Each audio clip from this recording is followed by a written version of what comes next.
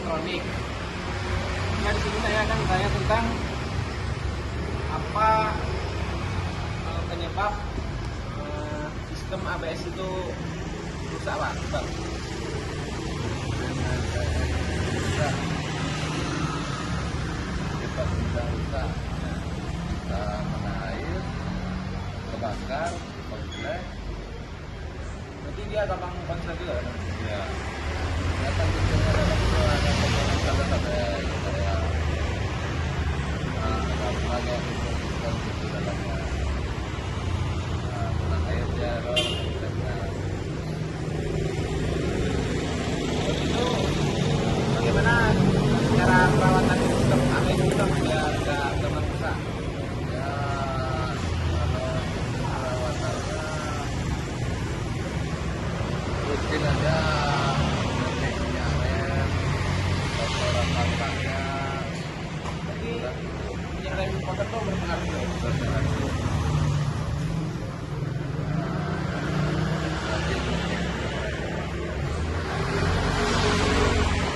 Kan di sistem ABS itu ada modul-modulnya itu Bang, kayak sensor-sensornya tuh. Ya, Kalau misalnya rusak tuh bisa ganti satu set atau cuma satu aja diganti gitu. kalau adanya modulnya aja yang rusak, bisa diganti modulnya. Kadang ada yang bisa diperbaiki, tergantung kerusakan.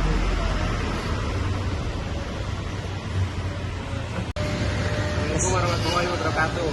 Nah, di sini saya akan menjelaskan komponen-komponen yang ada di sistem ABS. Nah, yang pertama di sini ada tangki, terus ada master, ada booster, terus tekanan dari supir hadapkan langsung ke master lalu mengalir ke modul lalu dibagi ke setiap roda. Di sini ada 4 roda, berarti di sini ada 4 pipa. 1, 2, 3, 4. Ini ada modulnya. Tegangannya tidak boleh terkena air. Selanjutnya ada komponen yang ada di bawah sini,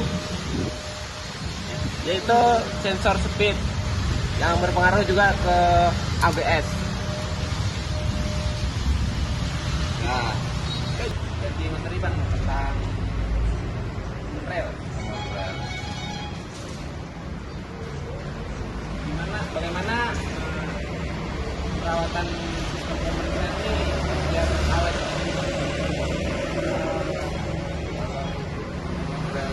Biar awet itu aja. Kalau bahan bakar itu tidak boleh rem. Ada isi juga, harus bersih sih ya juga. Minyak tidak boleh habis. Ya, sebenarnya rajin bersih.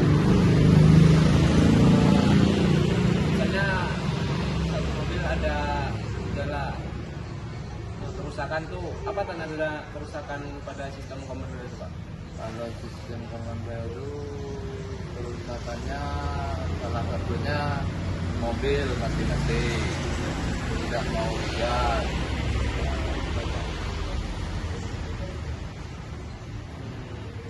Kelebihan sama sistem komando sama sistem pompa bahan bakar biasa tuh apa? Kelebihannya lebih saja lah, tidak banyak ya. Tenaga lebih enak.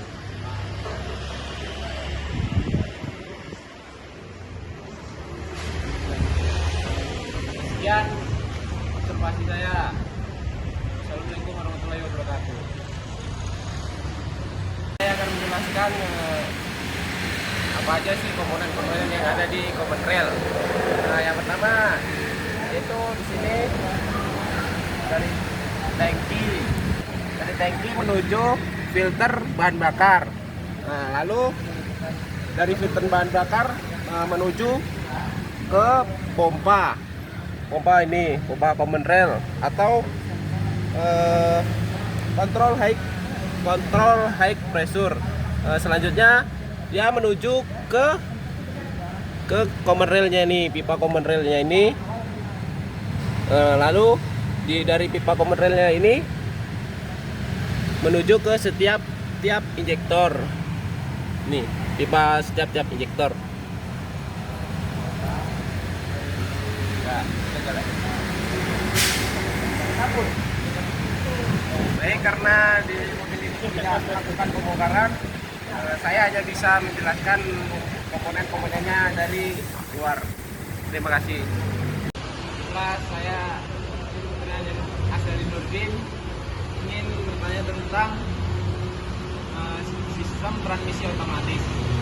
Tentang di sistem transmisi otomatis ini, apa saja kendala yang biasa terjadi di kalau mobil ke bengkel ini? Baik, mungkin ada yang harus kita tahu itu ada beberapa jenis transmisi otomatis ya. Pertama itu seperti konverter yang mengganti manual ya. Kedua itu yang umum pada kasus ini yang konverter sama yang CVT. Nah, masalahnya itu kebanyakan itu terlambat ganti oli. Nah, itu masalah dasarnya tadi. Itu karena apa? Hanya karena terlambat ganti oli kan, transmisi jadi rusak.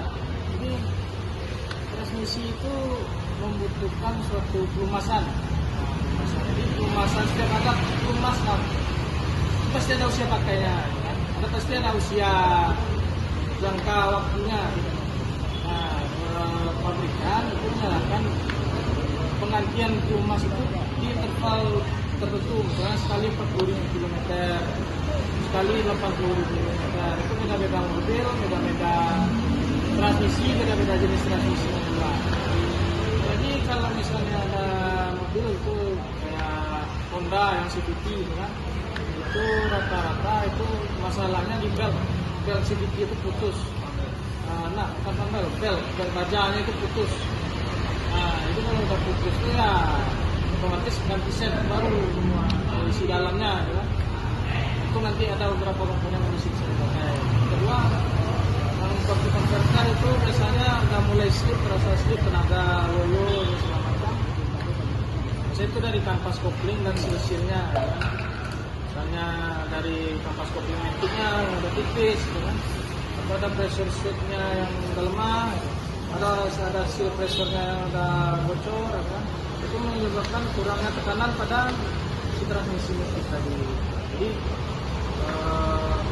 untuk menghindari biaya-biaya yang besar untuk hanya karena terlambat ganti oli, ini disarankan untuk petunjuk dari pabrik-pabriknya masing-masing terkait penggantian olinya. Itu untuk menjaga biar lebih lama usia pakainya. Perawatan transmisi otomatis ini ada khusus nggak, Pak? Khusus nggak ada ya, cuman ikutin aja berapa harus di kilometer berapa harus diganti, kilometer berapa harus dicek. Hal itu sangat mempengaruhi transmisi otomatis ini. Oli sangat berpengaruh, jangan sampai telah ganti oli, karena sekali kita telah ganti oli itu pokoknya fatal lah juga, bisa membahayakan juga. Tiba-tiba lagi jalan mendaki, tiba-tiba bel bajanya putus, nah gimana? Yang bahaya.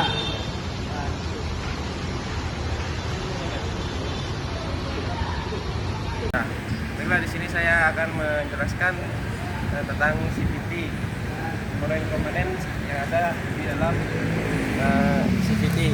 Ini di sini ada transmisi CVT-nya. Di dalam ini ada sekunder puli dan primer puli, dan di tengah-tengahnya itu ada